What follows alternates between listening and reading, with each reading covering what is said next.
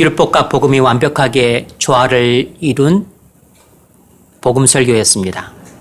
거의 대부분의 사람들이 복음 설교를 듣고 화를 내며 떠났습니다. 예수님의 기적을 보고 밀물처럼 몰려들었던 사람들이 예수님의 복음 설교를 듣고 썰물처럼 떠나갔습니다. 회당 안에는 적막이 흘렀습니다. 수천 명이 설교를 듣다가 이제 12명만 남았습니다. 그 분위기가 얼마나 썰렁하고 냉랭했겠습니까? 그때 예수님이 12제자에게 물었습니다. 너희도 가려느냐? 그러자 베드로가 대답하기를 주여 영생의 말씀이 계심에 우리가 네게로 가오리까? 우리가 주는 하나님의 거룩하신 자신 줄 믿고 알았사옵나이다.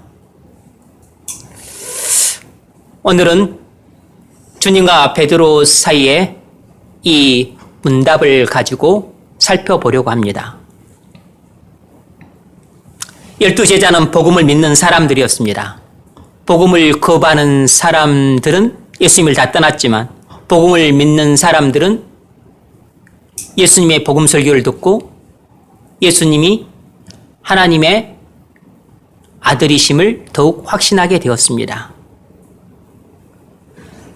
여러분, 어디서든지 복음 설교를 하면 대나무가 두 쪽으로 쫙 갈라지듯 청중들이 두 쪽으로 갈라진다는 사실을 아십니까? 세상 사람들에게 복음 설교를 하면 거의 대부분 복음을 거부하지만 거부하고 극히 일부분 받아들이는 사람들이 일부분 있을 수 있습니다. 교회 안에서 복음 설교를 하면 다 기쁘게 받을 것 같지만 안 그렇습니다. 교회 안에서조차 상당수는 거부하고 일부만 받아들입니다. 왜 교인들이 복음 설교를 듣고 거부하거나 반발할까요? 그건 복음 설교가 잘못된 구원의 확신을 가진 사람들을 인정하지 않고 죄인으로 정죄하기 때문입니다. 교회 안에는 이미 자기는 구원받았다고 생각하는 많은 사람들이 있습니다. 교회를 오랫동안 다닌 사람들 중에도 잘못된 구원의 확신을 가진 사람들이 많은데 특히 이런 분들 가운데서 강하게 반발하는 사람들이 나옵니다. 물론 깨닫고 은혜 받는 사람들도 있습니다. 오랫동안 자신의 구원에 대해서 아무런 의심 없이 살아왔던 많은 사람들에게 복음 설교는 너무 파괴적이고 충격적으로 다가옵니다. 읽기 힘들면 저기 방에 가서 이렇게 조금 놀게 해줘도 괜찮아요. 목사가 자기들의 신앙의 오랜 경륜과 헌신을 완전히 부정하는 것처럼 말하는 것으로 들리기 때문에 복음 설교에 대한 반발이 극렬해질 수밖에 없습니다. 바로 이런 이유 때문에 수천의 무리들이 자기들이 좋아하고 존경하는 예수님이 하신 복음 설교였음에도 불구하고 듣고서 반발하며 가버린 것입니다. 교인들이 복음 설교를 듣기 싫어하는 이유가 무엇인 줄 아십니까? 목사님이 자기들의 신앙의 경륜과 수고를 인정해 주지 않고 그동안 자기들의 신앙생활은 마치 바리새인들처럼 위선적이고 율법적이고 형식적인 신앙생활이었다고 취급하는 느낌을 받는 것입니다.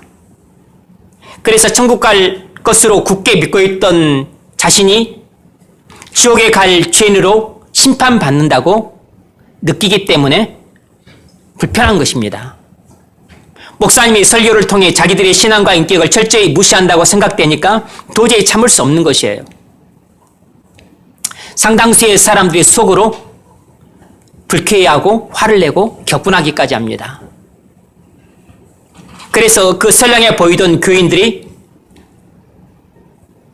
다른 설교를 할 때는 양떼들처럼 순하고 그리고 깔깔거리며 웃고 그리고 목사님 좋다고 칭찬하고 그렇게 신앙생활을 잘하는 것처럼 보이던 교인들이 복음 설교를만 하게 되면 그것도 한 번, 두 번이 아니고 계속 자주 해서 하게 되면 심사가 뒤틀립니다. 복음 설교에 대해서 반발하고 자기들을 인정하지 않고 무시하는 목사를 도무지 함께 할 수 없는 적으로 간주하고 내쫓으려고 해요. 그래서 목사가 기성교회에서 온전한 복음 설교를 자주 하면 할수록 교회가 연합되기는커녕 두 쪽으로 갈라져서 평화로웠던 교회에 분란이 일어날 수 있는 것입니다. 그래서 복음 설교를 하는 목사가 교회를 분란으로 몰고 간 원흉으로 몰리곤 하는 것이에요.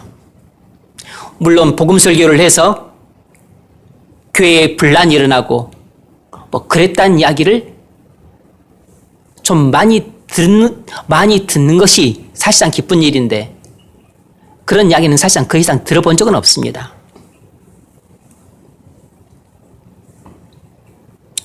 예수님이 생명의 떡이라는 율법과 복음이 조화를 이룬 복음 설교를 하지 않았더라면 수천 명이 떠나지 않고 오히려 숫자가 더 불어서 수만 명이 예수님을 계속 따라다니면서 제자 행세를 했을 겁니다. 오늘날 수천 수만 명이 모인 대형교회도 달콤하고 재미있고 감동적인 설교는 있는데 혹시 복음 설교는 없는 건 아닐까요? 만약 요즘에도 목사님들이 강단에서 율법과 복음이 조화를 이룬 복음 설교를 예수님처럼 한다면 잘못된 구원의 확신을 갖고서 이를 믿지 않는 사람들은 반드시 거부하거나 반발할 것입니다. 그래서 자기들을 인정해 주고 높이 평가해 주는 교회를 찾을 것이에요. 자기들 하고 싶은 대로 하고 살면서도 지옥 갈 죄인으로 정죄받지 않고 세상에서 고생한다고 위로와 격려 받으며 마음 편히 다닐 수 있는 교회를 찾아갈 겁니다. 그러나 예수님은 복음 설교 한편으로 가라지와 알곡을 가렸습니다. 수천 명의 제자들이 반발하며 떠났어요. 달랑 12제자만 남았습니다. 목사가 복음 설교를 하면 교인들이 엄청 은혜를 받고 교회가 붕괴할까요? 아닙니다. 성경은 있는 교인마저 떠난다는 사실을 보여주고 있습니다. 그러면 계속 줄어들까요? 그것도 아닙니다. 복음으로 교인들이 변화되면 변화된 교인들이 전도를 해서 데려옵니다. 사도행전 2장 47절 하나님을 찬미하며 또 온 백성에게 칭송을 받으니 누가 칭송을 받죠? 온 백성에게 초대교회 성도들이 칭송을 받았어요. 그랬더니 무슨 일이 일어났죠? 주께서 구원 받는 사람을 날마다 더하게 하시니라. 사람들이 물밀듯 밀려 들어왔습니다. 여러분이 복음으로 변화되기만 하면 여러분들을 통해서 사람들이 물밀듯이 밀려 들어옵니다. 그래서 교회가 성장하는 것이에요. 여러분도 복음으로 변화돼서 전도할 수 있기를 바랍니다. 전도했을 때 거부당하더라도 낙심하지 마십시오. 거부하는 사람도 있지만 믿는 사람도 있습니다. 오늘 본문에는 복음을 믿는 자들의 중요한 특징이 나와 있습니다. 3가지가 나와 있는데 오늘은 2가지만 다루려고 합니다. 원문 순서대로 살펴보겠습니다.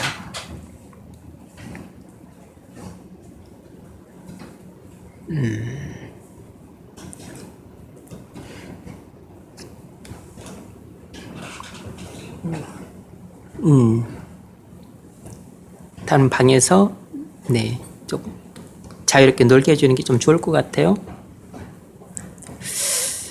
첫 번째는 이것입니다. 복음을 믿는 자들은 오직 예수님만 인도자로 삼는다는 것입니다. 복음을 믿는 자들은 오직 예수님만 인도자로 삼습니다. 68절 하반절을 보면 주여 우리가 누구에게로 가오리까 그랬습니다. 주여 우리가 누구에게로 가오리까. 이 말씀은 우리가 당신을 떠나 어떤 인도자에게 가겠습니까? 라는 뜻입니다. 다시 말하면 우리는 예수님 외에 다른 인도자에게 갈 수 없습니다. 라고 말한 것입니다. 당시 유대인은 어떤 인도자들이 있었냐면 바리새인과 서기관 같은 위선적인 인도자들이 있었습니다. 겉과 속이 다르고 돈과 대접받기를 좋아했던 사람들이었습니다.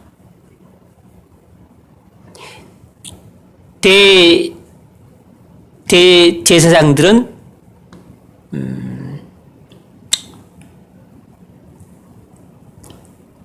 탐욕스러운 기득권층이었습니다. 그들은 탐욕스러운 인도자들이었어요. 랍비는 율법을 문자적으로 해석하는 영적인 소경 같은 인도자들이었습니다. 제자들은 예수님을 만나 눈이 열려 당시 유대 종교 지도자들이 어떤 사람인지 그 실체를 알았습니다. 그렇기 때문에 예수님의 설교를 듣고 많은 사람들이 떠났을지라도 자기들은 그런 인도자들에게는 도무지 갈 수 없었습니다.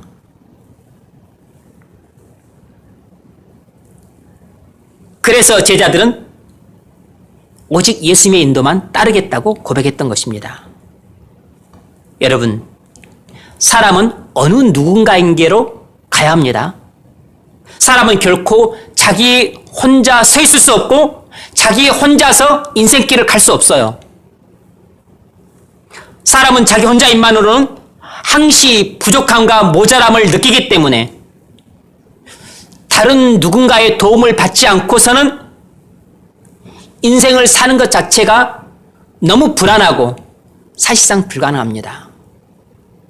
그래서 우리는 어느 누군가를 정신적 지주로 삼아야 되고 영적 스승으로 삼아야 되고 롤 모델로 삼아야 합니다. 우리는 다 우리 인생의 인도자를 필요로 합니다. 레닌은 칼 막스를 정신적 지주로 삼았습니다. 그래서 막스가 가르친 공산주의 프롤레타리아 혁명 이론으로 1917년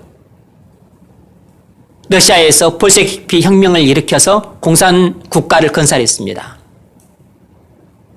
그래서 어떻게 됐습니까? 소비에트 연방 사회주의 공화국뿐만 아니라 주변 동구권을 다 빨간 것으로 물들였습니다.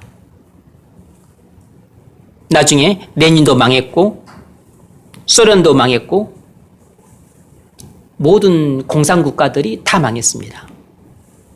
레닌은 칼 막스를 자신의 인생의 인도자로 잘못 선택한 결과 자신뿐만 아니라 수많은 인민들을 지옥과 불행으로 몰고 갔습니다. 정도전은 공자 유학을 받아들여 숙류 억불 정책을 폈습니다. 그래서 조선은 공자와 주자를 정치적 지주로 삼는 유교국가 되었어요. 공자와 주자는 500년간 조선의 많은 선비들의 인도자 노릇을 했습니다. 조선은 유학의 가르침 때문에 엄격한 신분 질서와 과도한 조상 숭배와 허례 허식 때문에 명분에 사로잡혀 실속 없는 나라가 되었어요. 그래서 결국 망해 일본의 식민지가 되었습니다. 오늘날 우리가 공자를 인도자로 삼고 살아야 될까요? 그런데도 아직도 공자를 인도자로 삼고 살려고 하는 사람들이 있습니다. 많은 과학자들은 찰스 다윈을 정식 지주로 삼고 있습니다. 그들에겐 종이기원이라는 책이 경전과 같아서 진화론을 종교처럼 신봉합니다. 과학계에서는 진화론을 마치 진리처럼 얘기하지만 사실 진화론은 전혀 입증되지 않았을 뿐 아니라 연력학체의 이 법칙에 유배되는 가설에 불과합니다. 전적으로 타락한 죄인에 불과한 한 인간이 제시한 가설을 믿고 찰스 다윈을 자신들의 학문과 인생의 인도자로 삼은 사람들은 인도자를 잘못 선택한 사람들입니다. 그들이 지금은 몰라도 그들의 인생의 종말 때 맞닥뜨리게 될 현실은 두려울 겁니다. 제 고등학교 친한 친구는 원래 사려 깊은 친구였는데 대학 들어가서 사회과학에 심취했습니다.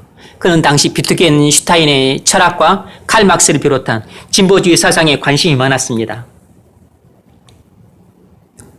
7, 80년대 학번들이 다 그래요. 20대 중반에 그를 한 번 교회로 데려왔습니다. 27살에 살이 깊고 의식이 깨어있던 그 친구는 프로이트와 융의 심리학 이론으로 기독교를 바라봤습니다. 그리고서 기독교의 은혜를 심리적인 카타르시스로 이해를 했어요. 그에겐 예수님이 비트겐슈타인과 칼 막스만 못하게 보였습니다. 그 친구는 비트겐슈타인과 칼 막스와 프로이트 이런 사람들을 자신의 인생의 인도자로 삼고 있었습니다. 물론 저는 그 친구를 위해서 지금도 기도하고 있습니다. 예수님이 너희도 가려느냐고 물으셨을 때 베드로는 주여 우리가 누구에게로 가오리까? 라고 말했습니다. 그 말은 우리가 전적으로 믿고 의지할 인도자는 오직 예수님밖에 없습니다 라는 뜻이에요. 그 고백을 했을 때 베드로의 감정이 폭발했던 모양입니다. 많은 사람들이 평상시에는 교회를 잘 나오다가 어려운 일이 생기면 교회를 안 나옵니다. 여러분 힘든 일이 생겼을 때 그리스도를 떠나 누구에게로 가시렵니까? 예수님을 떠나 어떤 사람에게 가면 그가 여러분을 더 잘 인도하겠습니까? 고난을 당했을 때 교회를 떠나 세상으로 가면 세상이 그 문제를 해결해 주던가요? 잘 해결할 수 있을 거라는 세상의 약속을 믿기 때문에 교회를 떠나 세상으로 갑니다. 그러나 그것은 사단에게 속은 것이고 세상에게 속은 것입니다. 세상은 화려하고 반짝이는 약속은 하지만 그러나 나중에 여러분의 손에 쥐어지는 것은 빈손밖에 없습니다. 일생활로 돌아간다고 해서 절대로 행복해지지 않습니다. 사람을 인도자로 삼지 마십시오. 예수보다 더 나은 인도자는 없습니다. 왜냐하면 다른 인도자들은 전부 죄와 허물이 가득한 인간들이지만 예수님은 하나님의 아들이시기 때문입니다.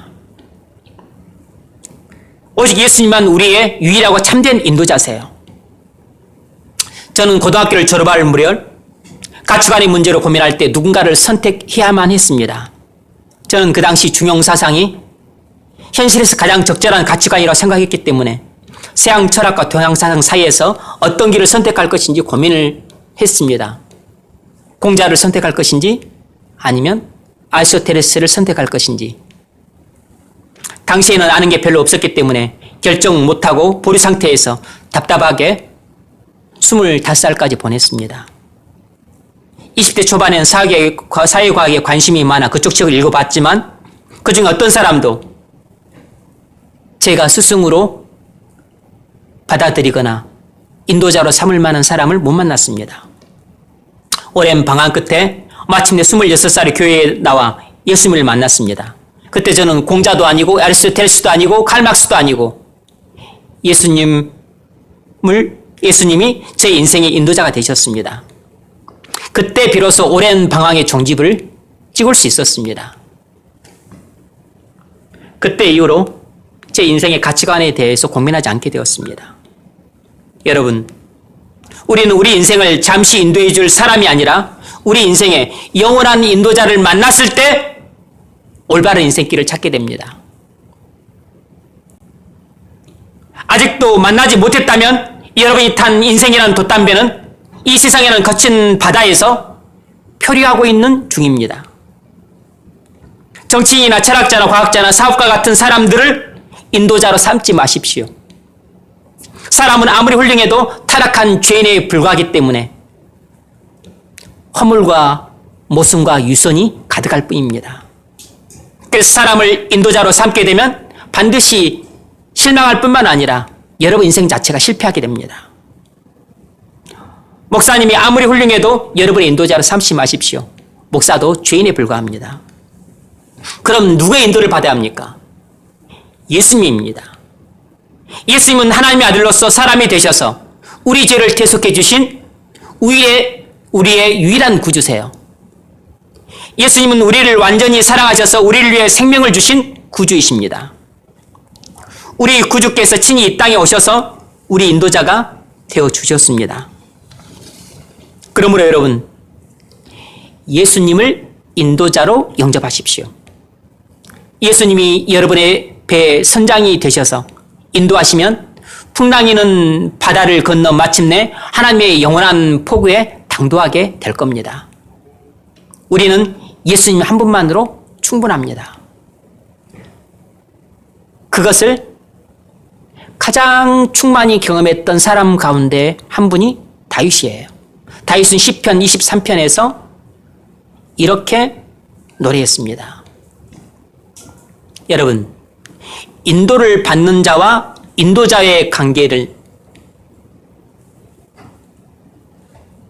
양과 목자의 관계로 비유할 수 있는 것이에요. 그래서 다윗은 자신을 양떼로, 그리고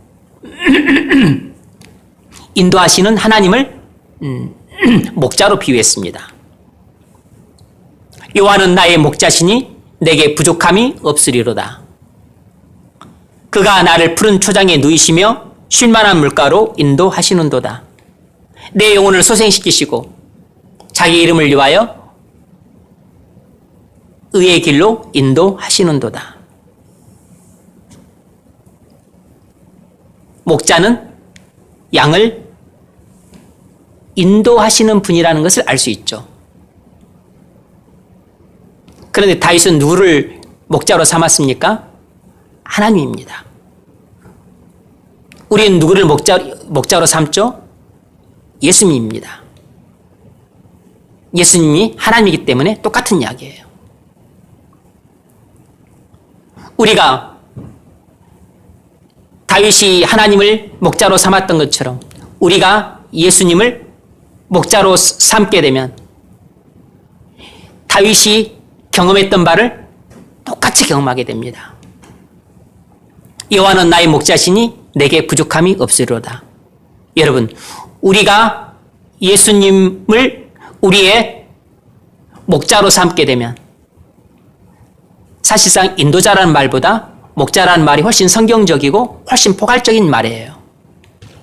그래서 지금 우리가 인도자라는 말을 쓰지만 이 인도자라는 말은 엄밀하게는 목자라는 뜻입니다. 우리가 예수님을 우리의 목자로 삼게 되면 우리에겐 부족함이 전혀 없게 됩니다. 왜죠? 예수님이 내 영혼에 만족을 주시는 삶으로 인도하시기 때문입니다. 그래서 우리 영혼을 살리셔서 우리를 하나님과 올바른 관계로 인도하세요. 그것을 다윗이 고백하고 있는 것입니다. 그러므로 우리는 우리 인생의 영원한 인도자를 반드시 만나야 합니다. 여러분 인생의 영원하고 완벽한 인도자가 누구입니까? 아직 못 만나셨습니까? 아직 못 만난 사람은 나홀로 인생길을 위태롭게 걷고 있는 사람입니다. 여러분은 사막에서 혼자 인생길을 헤매고 있는 나그네와 같습니다. 그나마 평탄한 길을 걸을 때는 괜찮아 보이지만 사막의 음침한 골짜기를 걸을 때에는 어려움을 당하게 될 겁니다. 12제자들은 예수님을 인생의 인도자로 삼았습니다. 우리도 예수님을 우리 인생의 인도자로 삼아야 합니다. 왜 우린 예수님을 우리 인생의 인도자로 삼아야죠? 도대체 우리는 우리 인생의 인도자를 어떻게 결정해야 합니까? 두 번째로 말씀드리고자 하는 것이 바로 이것입니다. 두 번째로 복음을 믿는 자들의 모든 절대적인 결정 기준은 영생이라는 것입니다. 다시 말하면 그리스도인들이 이 땅에서 어떤 일을 결정하려고 할 때는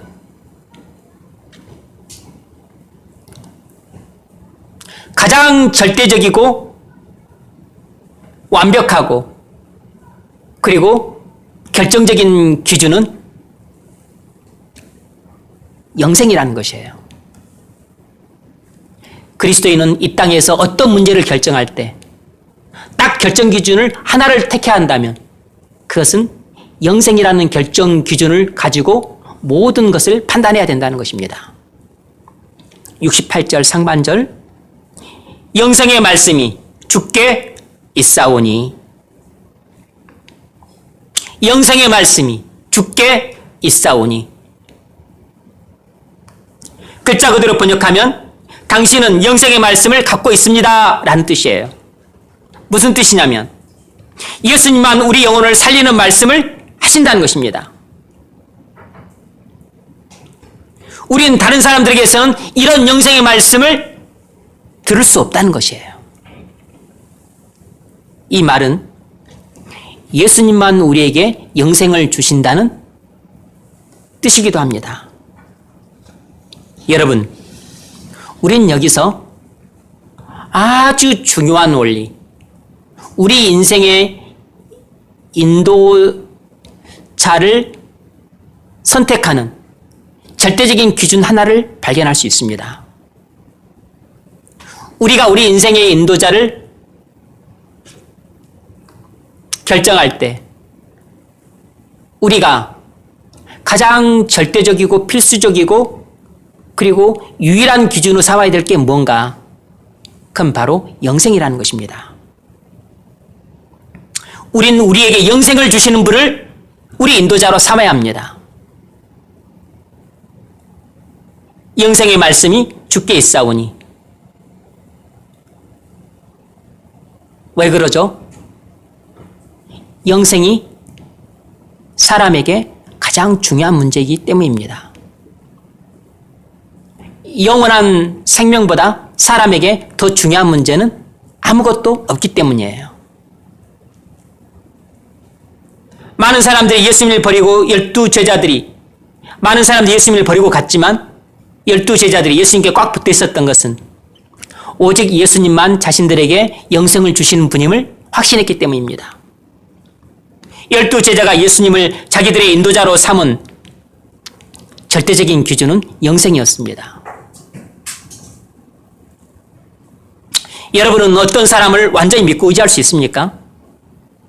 우리가 믿고 의지할 만한 인격과 삶과 가르침을 가진 사람들은 아무도 없습니다. 사람은 전적으로 부패해서 거짓되고 교만하고 어리석고 부족하고 그리고 게다가 영적인 소경들입니다. 상대적으로 뛰어난 사람들이 있지만 우리가 완전히 믿고 우리 자신을 맡길 사람은 아무도 없어요. 그러므로 여러분, 사람한테 여러분 인생을 맡기지 마십시오.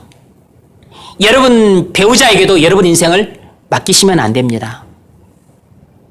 배우자가 여러분 인생을 책임져 줄 수 없어요.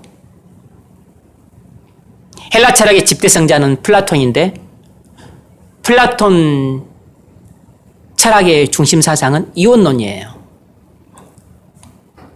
이원론은 정신은 선하고 물질은 악하다는 것인데 이건 언뜻 맞아 보이지만 틀린 가르침입니다. 이처럼 인간이 만든 모든 학문은 오류와 무지투성이에요. 플라톤은 천재로서 서양 철학은 그냥 플라톤 철학이다 라고 말할 수 있는 정도예요. 아직도 서양 철학은 플라톤 철학에서 못 벗어났다 그렇게 평가할 정도라고. 그러니까 플라톤 철학에 영향을 받지 않는 철학자들과 학자들은 거의 없다고 보시면 됩니다. 철학자들과 그들의 영향을 받은 모든 학자들은 플라톤처럼 영적인 소경들입니다. 믿고 의지할 만한 상대가 못 돼요. 따라서 우리가 그런 사람들을 우리 인도자로 삼아서는 안 되는 거죠. 그들이 우리에게 부분적인 도움은 줄 수 있어도 영생을 주지 못하므로 그들에게 우리 인생을 맡기는 것은 어리석은 결정입니다. 공자는 유학의 시조입니다. 유학은 2000년 넘게 동양 사상을 지배한 학문이에요.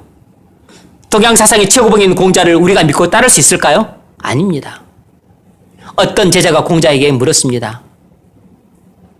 삶이 무엇입니까? 공자가 대답하기를, 제자가 물었습니다. 죽음이 무엇입니까?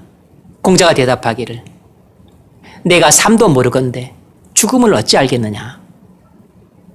정직한 대답이죠. 공자는 타락한 죄인에 불과하기 때문에 그는 눈에 보이는 삶도 모르고, 그러니 어찌 눈에 안 보이는 죽음을 알겠습니까? 그리고 영생이 있다는 사실도 모르는데 그가 영생을 주기는 하겠습니까? 그는 우리와 같은 인간이에요. 그런 사람을 에게 우리 인생을 맡겨야 되겠습니까? 그런 사람을 우리의 인도자로 삼아야 되겠냐고.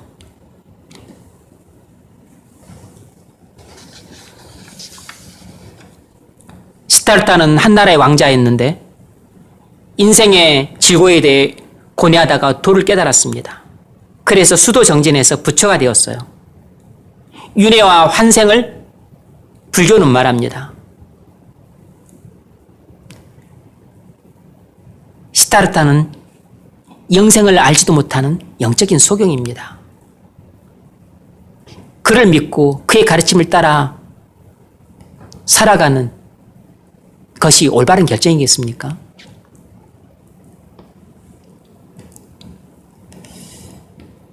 시타르타는 우리 인도자가 될 수가 없습니다. 여러분, 우리는 우리 인생의 인도자로 누군가를 선택해야 합니다. 하다못해 여러분 아버지라도, 아니면 여러분 어머니라도, 아니면 여러분 학교 선생님이라도, 우리는 우리 인생의 인도자로 누군가를 선택해야 됩니다. 그러면 먼저 분명한 선택 기준이 있어야죠. 우리 인생의 인도자에 대한 완전하고 절대적이고 필수적인 선택 기준이 무엇이겠습니까? 영생이에요. 여러분에게 영원한 생명을 주시는 분을 여러분 인생의 인도자로 선택하십시오. 우리에겐 많은 것이 필요하고 중요하지만 그중 가장 필요하고 중요한 것은 영생 하나뿐입니다. 여러분 인생의 인도자로 누구를 선택하셨습니까? 여러분이 갖고 있는 기준이 뭐죠? 거의 대부분의 사람들이 분명한 기준을 갖고 있지 않기 때문에 그때그때 상황에 따라 결정을 합니다. 어떤 사람들은 자기에게 권력을 주는 사람을 인도자로 삼습니다. 그러나 여러분, 화무 11홍이요 권불 10년이라 그랬습니다. 권력자가 10년을 못 가기 때문에 내가 받은 권력도 얼마 못 가요.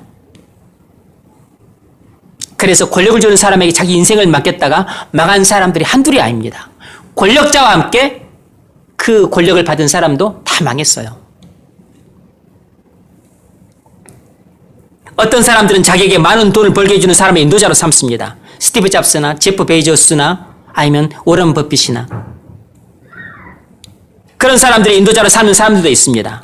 그러나 부귀영화는 일장춘몽입니다. 많은 사람들이 이 넓은 길을 따라갔다가 다 지옥에서 종말을 맞이했습니다. 신통한 능력을 가진 사람을 인도자로 삼는 사람도 있습니다. 예전에 SK그룹 최모모 회장은 예지력이 있었다고 믿었던 박수무당을 그룹 고문으로 위축해서 그가 말한 대로 선물 투자를 했다가 5천억 원이 훨씬 넘는 많은 돈을 잃었을 뿐만 아니라 횡령배임죄로 감옥에도 갔습니다. 무당을 자기 인생의 인도자로 삼았다가 완전히 망할 뻔했어요. 많은 사람들이 잘못된 선택 기준을 갖고 인생의 인도자로 삼다가 망했습니다. 여러분, 트롯 가수 영탁을 아십니까? 물론 저는 잘 모릅니다. 본 적이 없으니까. 트롯 가수 영탁의 모친이 무당의 길을 걷게 된 이유를 아십니까? 원래 영탁의 모친은 공무원 출신의 교회를 다녔습니다. 그런데 언젠가부터 계속 할아버지 신령이 눈앞에 보인 일이 있어서 무당을 찾아갔습니다. 거기서 무당으로부터 이 신을 받지 않으면 나쁜 일이 있을 거라는 얘기를 들었습니다.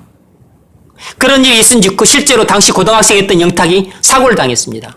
건물 3층 난간에서 떨어져서 발목이 부러졌는데 발목뼈가 30조각이 날 정도로 큰 사고를 당했습니다. 그래서 영탁의 모친이 너무 걱정되고 무서워서 곧바로 신을 못 쓸 테니 아들 수술이 무사히 끝나게 해달라고 빌었다고 합니다. 그 지금까지 영탁의 모친은 무당으로 살고 있습니다. 한 여인의 운명이 이렇게 바뀌었어요. 여러분, 영탁의 모친이 무당의 길을 걷게 된 것이 운명일까요? 아닙니다. 본인이 선택한 것이에요. 왜 교회를 다니는 사람이 할아버지 신령이 눈앞에 계속 보였을 때 무당을 찾습니까? 자기 교회 담임 목사님은 어디다 두고서 자기 교회 담임 목사님을 찾아가야죠. 목사는 하나님의 종인 반면에 무당은 사단의 종이잖아요.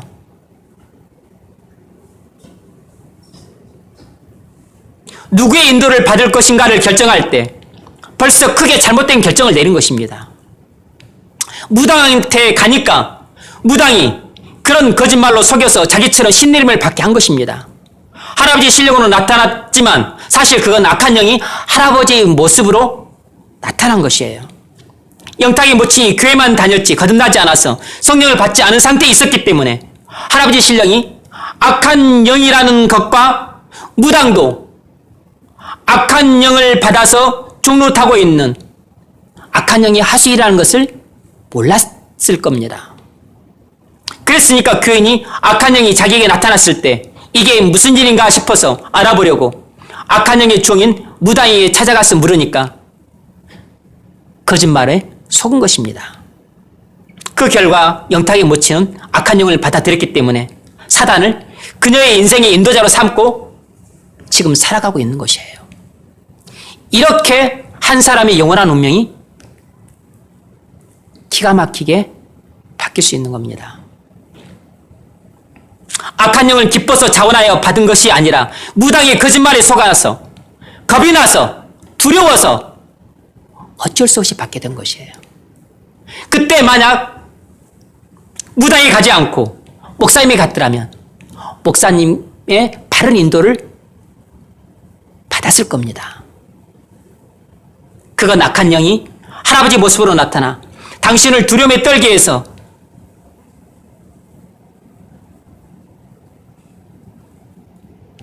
당신에게 해코지를 하려고 하는 것이니 하나님께 도움을 청합시다.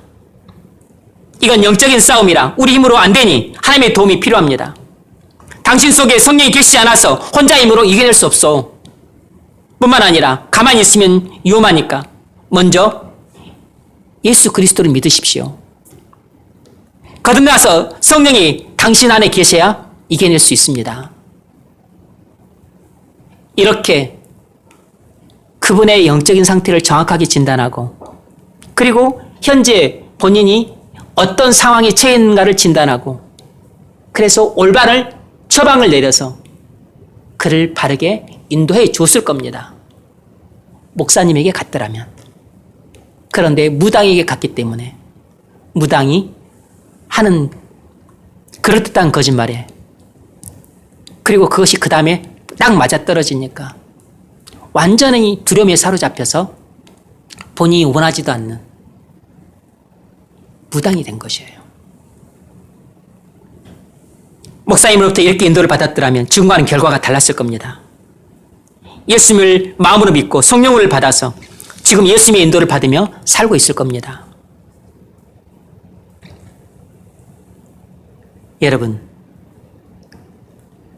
여러분이 인생길을 걷다가 여러분도 이런 상황에 직면할 때가 올 수 있습니다.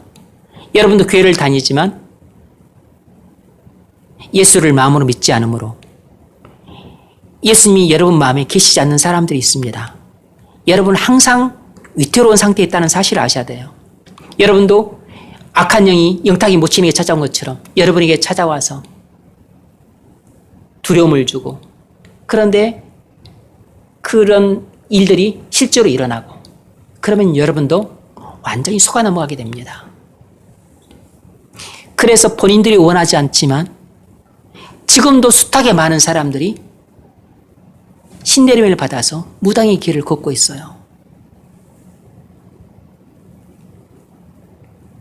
개그맨 조영구는 돈을 쉽게 벌려고 15억 원을 주식에 투자했다가 다 잃었습니다. 그래서 주식의 신이라는 사람에게 자기 동생을 보내 1년간 배우게 해서 동생한테 주식 투자를 시켰습니다. 그런데 1억 원이 한 달에 5천만 원이 되고 두 달째 2천만 원이 되었습니다. 줄었어요. 그래서 지금 동생하고 사이가 별로 안 좋다고 합니다. 이 개그맨은 주식의 신을 자신의 인생의 인도자로 삼았다가 낭패한 것입니다. 여러분, 사람에게 가장 중요한 것은 영생입니다. 우리 수명은 이 땅에서 길어야 100년이에요. 죽은 후에 삶이 있습니다. 죽으면 곧바로 영원한 생명과 영원한 죽음으로 갈리게 됩니다. 그래서 진짜 인생은 죽은 후에 시작돼요. 지금 이 땅에서의 삶은 죽은 후 영원한 생명을 준비하는 삶에 불과합니다. 그래서 우리에게 정말로 중요한 건 이 땅에서 삶 자체가 아니라 죽은 후에 있게 될 영생이에요. 죽은 후에 있게 될 영생이란 정확하게 말하자면 우리가 부활해서 입게 될 영화로운 몸을 말하는 것입니다. 부활해서 영화로운 몸을 입게 될 것을 영생이라고 말하는 것이에요. 40절 마지막 날에 내가 이를 다시 살리리라. 주님이 말씀하셨어요. 마지막 날에 내가 이를 다시 살리리라. 물론 이 땅에서 열심히 돈 벌어야 되고 건강 잘 지키고 자식 잘 양육해야 합니다. 그러나 공부든 돈이든 건강이든 이 땅에 있는 무엇이든 장차 우리에게 주어질 영생보다 더 중요한 것은 없습니다. 그런 것들은 장차 우리에게 주어질 영원한 생명에 비하면 티끌만큼도 중요하지 않은 것들이에요. 이 영원한 생명을 누가 우리에게 줍니까? 예수님입니다. 54절 내 살을 먹고 내 피를 마시는 자는 영생을 가졌고.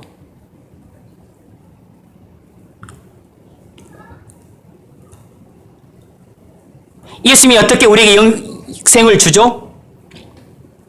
예수님이 우리의 속죄제물이 되심으로써 영생을 주십니다. 예수님이 우리의 모든 죄를 지고 십자가에서 죽으심으로써 십자가에서 우리에게 영생을 주셨습니다. 55절 내 살은 참된 양식이요 내 피는 참된 음료로다. 이 말씀은 내가 십자가에서 너희의 모든 죄를 지고 희생제물이 될 것이다 라고 말씀하신 것이에요. 십자가의 속죄의 죽음을 예고한 것입니다. 그럼 우리는 어떻게 예수님이 얻으신 영생을 받습니까? 오직 믿음으로 받습니다. 47절 하반절 믿는 자는 영생을 가졌나니. 믿는 자만 영생을 받습니다. 우린 죄와 허물로 죽었습니다. 자기 죄로 영원히 죽을 우리에겐 어떤 것보다 영생이 필요합니다. 좋은 성적, 인류 직장, 넓은 집, 아름다운 외모보다도 영원한 생명이 중요합니다. 바로 그 영생을 주신 분이 예수님이세요. 다른 어떤 피조물도 우리에게 영생을 줄 수 없습니다. 여러분의 인도자가, 예수님이 여러분의 인도자가 되셔서 여러분을 천국까지 안전히 인도해 주시길 바랍니다. 우리는 또 오늘 본문에서 이 68절 상반절에서 영생이 계심에, 영생의 말씀이 계심에 여기서 또 한 가지 중요한 원리를 발견할 수 있는데 그게 뭐냐면 바로 교회의 선택 원리를 배울 수 있습니다. 우리는 어떤 교회를 선택해야 되죠? 먼저 교회를 선택하는 기준을 알아야 합니다. 교회를 선택하는 절대적이고 필수적이고 그리고 단 하나 중요한 기준이 여기에 나와 있습니다. 그게 무엇입니까? 영생입니다. 영생의 말씀이에요. 다시 말해서 복음 설교가 교회 강단에서 선포되느냐 하는 것이 우리가 교회를 선택할 때 반드시 고려해야 될 유일하고도 필수적이고도 절대적인 기준이라는 것입니다. 영생의 말씀이 주께 있사오니, 영생의 말씀이란 복음을 가리킵니다. 사람은 복음을 듣고 영생을 받기 때문에 복음을 영생의 말씀이라고 부르는 것이에요. 그러므로 여러분이 교회를 선택할 때 절대적이고 필수이고 유일한 기준은 그 교회 강단에서 복음 설교가 선포되느냐 하는 것을 살펴봐야 합니다. 교회에 선택할 때 딱 하나만 본다면 그것은 복음 설교를 봐야 돼요. 왜냐하면 오직 그것만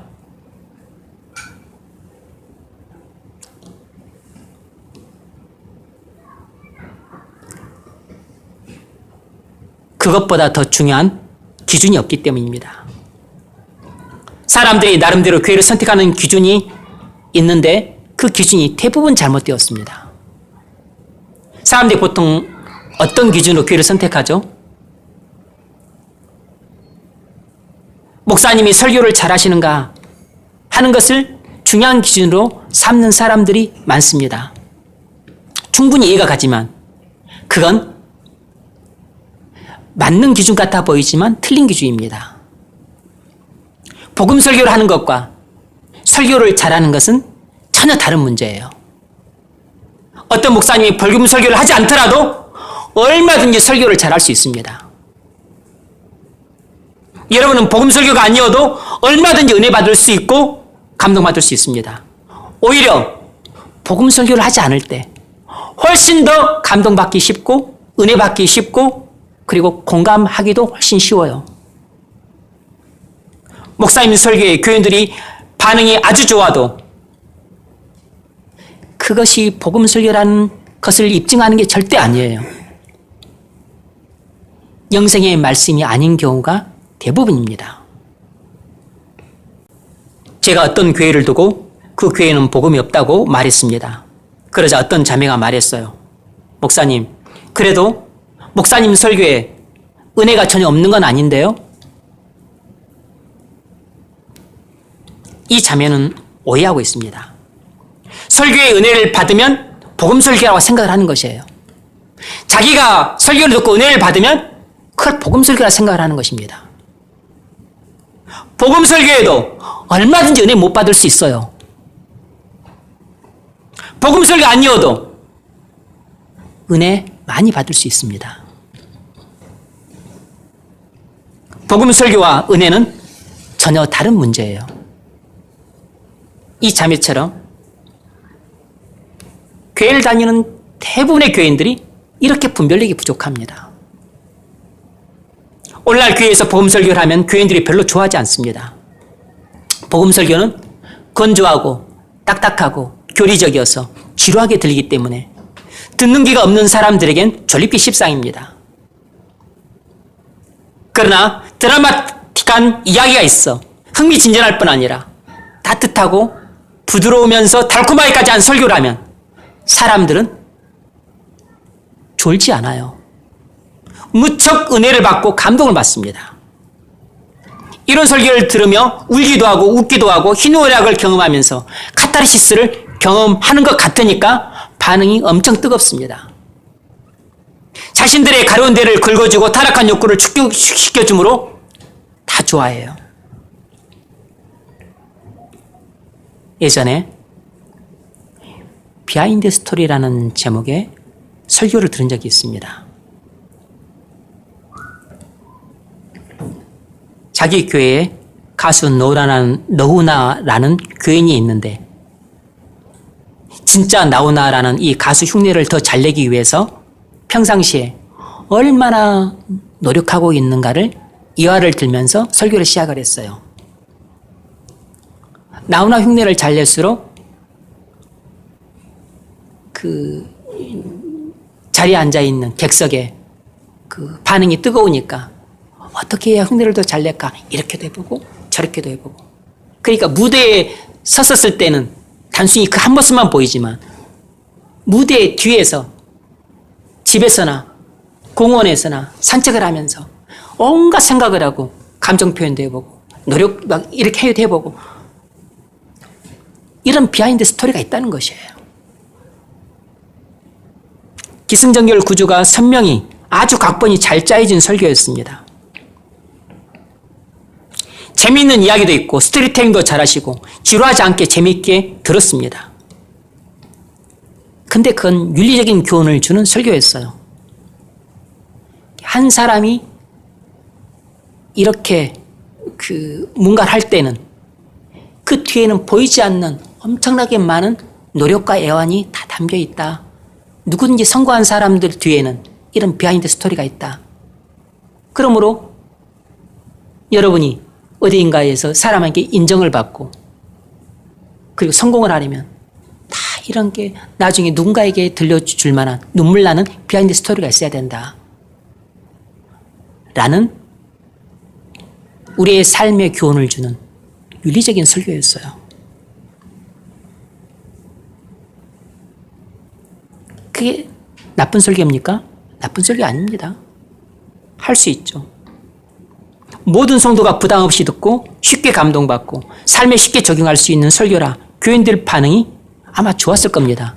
왜냐하면 목사인 제가 들어도 지루하지 않게 재미있게 그리고 신선하게 들었거든요. 회성은 이런 설교를 좋아하지만 그건 대부분 영성의 말씀이 아닙니다. 물론 항상 복음 설교만 해야 된다는 뜻은 아니에요. 얼마든지 이런 설교 할 수 있습니다.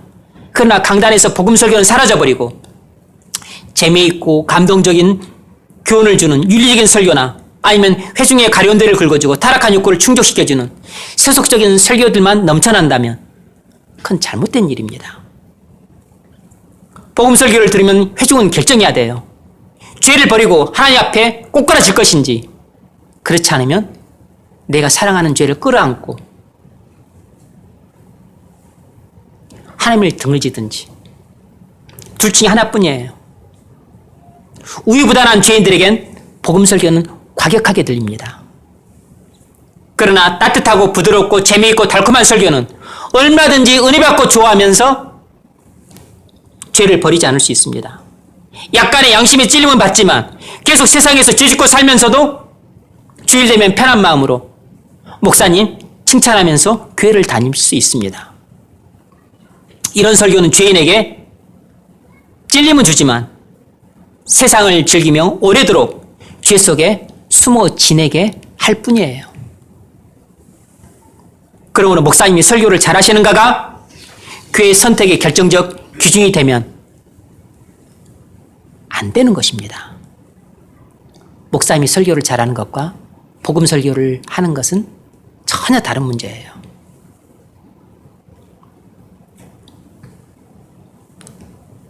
많은 사람들이 교회를 선택할 때 교회가 크고 유명하냐를 기준으로 삼습니다. 그래서 교회가 크고 유명하면 안전할 거라고 생각을 해요.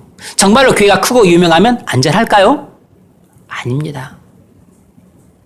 우리 권복자 성도님이 사시는 그 부천 거기에 평강제일교회라고 했는데 한 3만 정도 모이는데 거기 이단입니다. 우리 교단에 들어오려고 했다가 퇴짜 맞았어요. 구로에 있는 만민중앙교회 10만 명이나 모여요. 감이 안 잡히시죠? 거기 이단입니다. 거기 성결교회예요. 신길동에 있는 성락교회 교인 수가 5만이지만 이단 중에 왕이단입니다. 구로에 있는 연세중앙교회 3만이 넘지만 이단성이 있는 교회라고 교단에서 그렇게 이야기했습니다. 심지어 신천지 교회는 전국적으로 21만 명이지만 사이비 집단입니다. 사람들은 보통 크고 유명한 교회는 안전하겠지 하고 생각하는데 아닙니다. 우리 영혼을 안전하게 보호할 수 있는 교회는 크고 유명한 교회가 아니고 영생의 말씀이 선포되는 교회예요. 제 고등학교 후배가 믿는 자매와 결혼해서 우리 교단 초대형 교회 서초동에 있는 그 S교회를 다녔습니다. 6만 명 정도 모여요. 목사님도 유명합니다. 지금은 신앙생활을 그만뒀다고 해서 이유를 물어봤어요. 목사님이 여러 가지 자본과 파열음을 일으켜서 교회의 내분이 오랫동안 계속됐습니다. 그 탓을 하는데 문제는 이 후배에게 생명이 없다는 것이었어요. 유명한 목사님이지만 복음 설교같이 골치 아픈 설교는 하지 않고 부담 없이 들을 수 있는 가벼운 설교를 깔끔하게 하시는 분입니다. 여러분, 유명한 목사님이라고 해서 복음 설교를 하시는 게 아닙니다. 크고 유명한 교회라고 해서 영생의 말씀이 꼭 있는 게 아니에요. 목사님의 유명세와 교회 겉모습만 보고서 안전할 거라고 생각하는 것은 그건 착각입니다. 어떤 사람들은 주일학교 시스템이 잘된 교회를 찾습니다. 부모들이 자기들 신앙보다 자녀들 신앙을 더 우선시해서 교회를 선택하는데 잘못된 결정입니다. 교회를 선택하는 기준이 틀렸어요. 자녀들 신앙도 중요하지만 그보다 더 중요한 것은 부모 신앙, 자기들 신앙이에요. 부모 신앙이 잘 자랄 수 있는 교회는 자녀들 신앙도 잘 자랄 수 있습니다. 자녀들 주일학교를 교회 선택 우선순위에 두는 것은 사려 깊은 듯 보이지만 참으로 사려 깊지 못한 어리석은 결정입니다. 주일학교 시스템보다 더 중요한 것은 교회 강단에서 복음 설교가 선포되느냐 하는 것이에요. 무엇이 중요한지를 모르니까 잘못된 기준을 갖고 결정을 하는 겁니다. 심지어 주차시설, 복지시설, 편의시설 잘된 교회를 찾는 신세대 부모들이 부쩍 늘었습니다. 그 심정은 이해하는데 신앙의 개념 자체가 없는 사람들입니다. 교회는 다 거기서 거기니까 편의시설 잘된 교회를 가는 게 편하다 이렇게 생각하는 거죠. 교회를 선택하는 기준이 완전히 세상적입니다. 어떤 사람들은 친한 사람들이 다니는 교회니까 다니는 경우들도 있습니다. 친한 사람들과 함께 교회를 다니면 좋죠. 그러나 그것이 교회 선택 기준이 되면 안 됩니다. 친한 사람 따라갔다가 이단이나 사이비 집단에 빠지는 경우 허다합니다. 집에서 가까운 교회 다니면 된다고 말하는 사람들 많아요. 아닙니다. 그 교회가 어떤 교회인지도 모르고 가깝다고 다닌다는 게 말이 됩니까? 그게 이단인지 사이비인지 어떻게 알아요? 여러분은 가깝다고 알아보지도 않고 덥석 어떤 집을 삽니까? 정체도 알지도 못하는 교회에 어떻게 여러분의 영원한 운명을 덥석 맡깁니까? 집에 가깝다고 무조건 가면 안 됩니다. 죄로 말미암아 영 죽을 수밖에 없는 죄인들에게 가장 필요하고 중요하고 시급한 것은 영원한 생명이에요. 이거보다 더 시급하고 중요하고 그리고 필수적인 문제는 없습니다.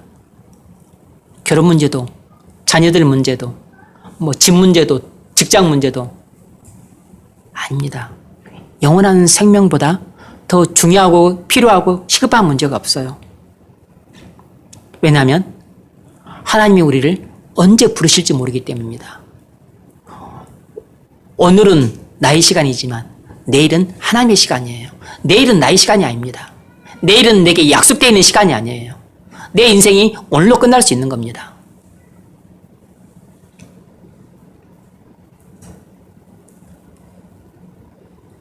나머지 부차적인 기준들이 있을 수 있습니다. 집에서 교회까지 거리도 좀 봐야죠.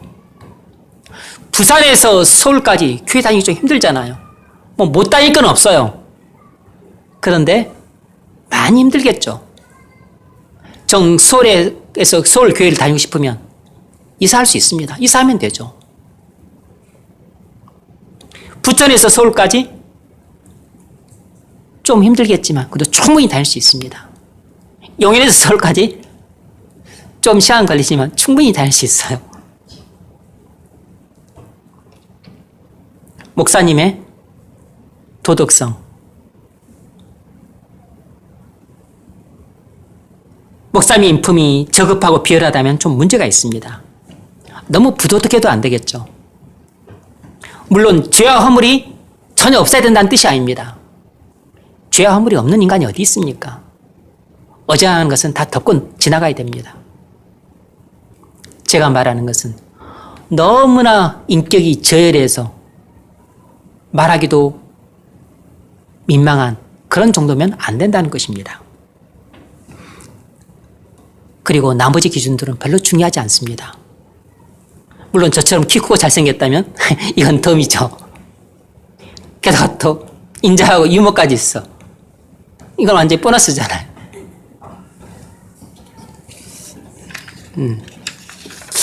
우리 권복자 성도 외에는 호응을 안 하네. 교회 잘못 선택하면 여러분 인생 전체를 망치게 됩니다. 여러분 영원한 운명이 지옥으로 끝나요. 교회 선택 문제는 여러분과 여러분 자손들의 인생과 영원한 운명이 달린 문제입니다. 여러분 가문의 흥망성쇠가 결정되는 문제예요. 그러니 어찌 교회 선택 문제를 가볍게 여기겠습니까? 말씀을 맺겠습니다. 영생의 말씀이 주께 있사오니 우리가 누구에게로 가오리까? 이 구절은 우리에게 지상에서 가장 중요한 문제는 우리의 영생의 문제라는 사실을 가르쳐줘요. 그러므로 우리에게 가장 중요한 문제인 이 영생을 기준으로 이 땅에서 모든 일들을 결정해야 돼요.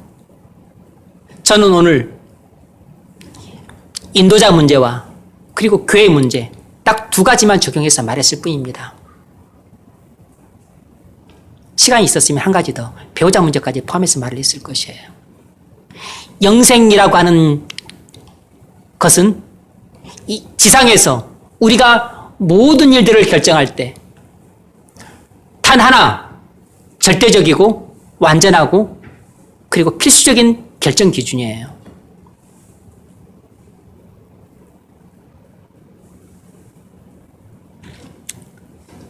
우리가 영생을 기준으로 이 세상에 결정해야 될 가장 중요한 두 가지 문제가 무엇입니까? 첫 번째는 인생의 인도자 문제라 그랬습니다. 예수님을 우리 인생의 인도자로 삼아야 합니다. 어떻게 할 수 있죠? 예수 그리스도를 믿으면 됩니다. 예수님은 하나님의 아들이시요 온 세상의 구주이십니다. 예수님만 우리에게 영생을 주십니다. 예수 그리스도를 믿으면 예수님은 우리의 인도자가 되세요. 그래서 우리를 은혜로운 나라로 지금 인도하고 계시고 장차 영광스러운 나라로 인도하실 것입니다. 두 번째로 우리는 영생이라고 하는 이 절대적인 기준을 가지고 교회를 선택해야 됩니다. 반드시 복음 설교를 하는 교회를 다니셔야 됩니다. 영생의 말씀이란 율법과 복음이 조화를 이룬 복음 설교를 말해요. 그러므로 복음 설교하는 교회를 다니십시오. 강단에서 균 잡힌 복음 설교가 선포된다면 다른 부분들이 좀 부족할지라도 용납하십시오. 우리에게 영생을 주는 복음 설교에 비하면 다른 부분들은 지극히 작은 문제에 불과합니다. 다른 어려움과 불편한 부분들이 있더라도 참고 인내하십시오. 크고 중요한 문제인 영생을 얻고 더 풍성히 얻기 위해선 작고 사소한 문제들은 포기할 줄 아는 지혜를 가져야 됩니다. 요한복음 10장 10절 내가 온 것은 양으로 생명을 얻게 하고 더 풍성히 얻게 하려는 것이라. 우리에게 영생을 주시는 예수님을 여러분 인생의 인도자로 받아들이시고 그리고 복음 설교를 들음으로 예수님을 통해서 영생을 받으십시오. 그리고 날마다 더 풍성히 받아서 은혜로운 나라로 들어가시고 장차 영원한 영광스러운 나라로 들어갈 수 있기를 주의 이름으로 축원합니다.